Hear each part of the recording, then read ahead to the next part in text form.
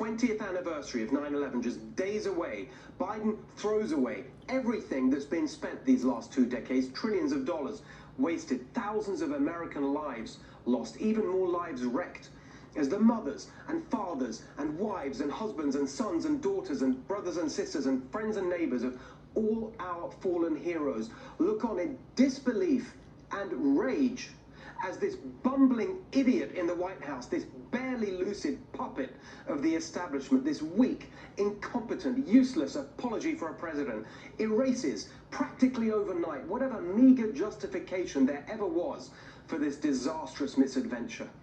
With the head of the Joint Chiefs, General Mark Milley, this morning telling senators on a phone call that thanks to what is happening in Afghanistan right now, thanks to what Biden has done these last few weeks, we're going to be more at risk here in America. How the establishment laughed at Trump for his foreign policy inexperience, how they sneered at him. Oh, he's so ignorant, he doesn't know history, he hasn't read the right books. Well, maybe not, but he knew what he wanted, peace through strength. And look what he delivered. China confronted, ISIS defeated, Iran depleted, America protected. And what have we got now? Now the establishment got their wish and put the great, highly experienced foreign policy genius Joe Biden into office. Chaos, calamity, weakness wherever you look. Chaos at the border as criminals and smugglers are emboldened. Chaos in the Middle East as Iran is emboldened. Chaos in the Far East as China is emboldened. And of course, unfolding right before our eyes, the worst chaos, the biggest calamity, the most embarrassing weakness of all, the abject humiliation of Biden's Afghan debacle.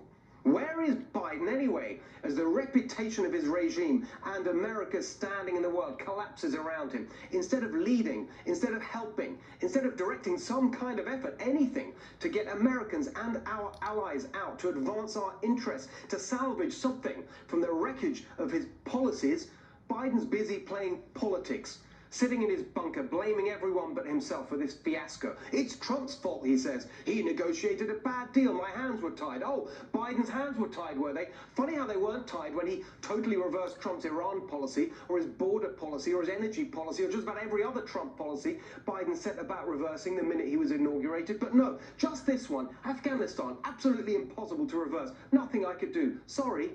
What a joke. Now they're out trying to blame the intelligence agencies, throwing them under the bus. Listen to Biden lapdog, Congresswoman Jackie Speer, this morning. This is a crisis of untold proportions. This is an intelligence failure. We underestimated the Taliban and overestimated the resolve of the Afghan army. This is a crucial point and one we all need to dig into. They're trying to pretend that the intelligence agencies gave them the all clear to go ahead with a rushed retreat. The community has assessed that the Afghan government will likely collapse. That is not true. Can you please clarify what they have told you about whether that will happen or not? That is not true. They did not reach that conclusion.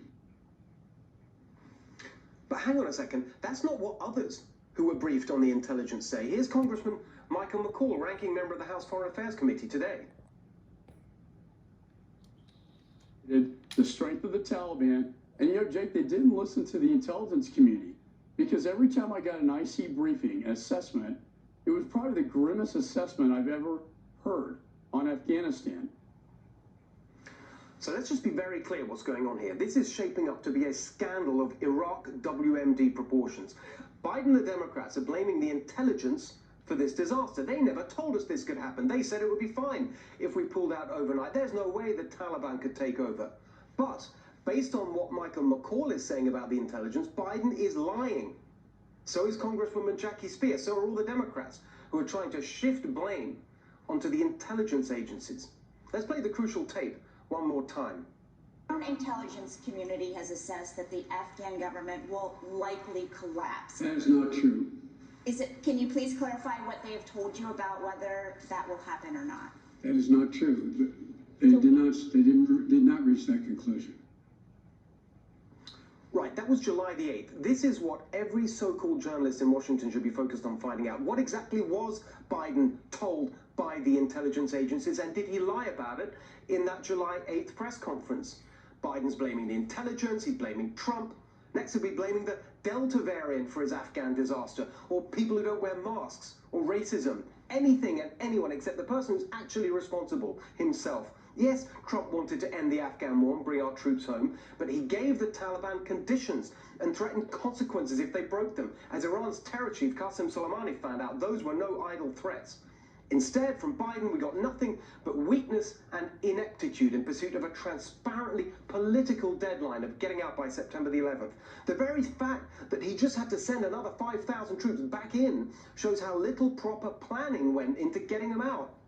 But Biden's desperate attempts to shift blame aren't fooling anyone, even his own side. Here's Ryan Crocker, who was handpicked by Obama to be America's ambassador in Kabul when, let's remember, Biden was vice president.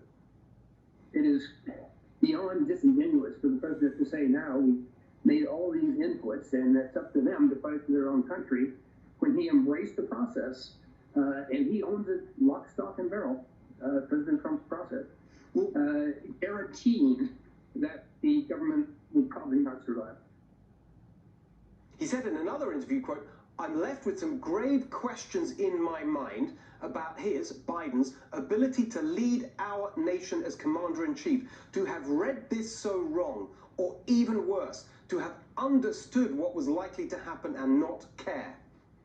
Biden's attempts to avoid accountability and responsibility are truly shameful. But there's something even worse. The disgusting spectacle of the authors of 2 decades of American woe, 2 decades of death and destruction, somehow trying to extract some sick vindication from all this. See, we were right all along. We need more troops over there. The war must go on forever, insist the neocon lunatics. The media try and blame Trump, but no one points out that if there's one president and one administration that really deserves to be held accountable for the catastrophe of Afghanistan, it's George W. Bush, who squandered the world's goodwill over 9/11, diverting the focus from legitimate intervention in pursuit of al-Qaeda and instead lying to take us to war in Iraq. But of course, the media won't say anything against Bush because he hates Trump, so they love him. And the brazen neocons keep going like a bunch of bloodthirsty zombies. We saw it just this morning, the dark queen of them all, Liz Cheney, this woman who sacrificed her own sister for her political career, now touring the TV studios to exploit America's humiliation in pursuit of her own deranged personal vendetta. How dare they? How dare they, after all they've done to this country and the world, still, after all these years, all this evidence of their twisted ideologies, utter failure.